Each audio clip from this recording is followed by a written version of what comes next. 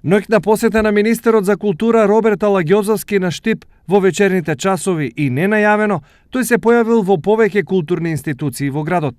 Средбата, која беше без присуство на медиумите од кабинетот на министерот, ја квалификуваат како редовна и дел од планираните активности. Во соопштението од кабинетот се наведува дека Алагјозовски се сретнал со градоначалникот Благој Бочварски и со раководителите на националните и јавни установи за култура, при што извршил увид во објектите, разговарал со културните работници и уметниците и се запознал детално со состојбите, итните потреби и приоритетите за развој на културата во градот.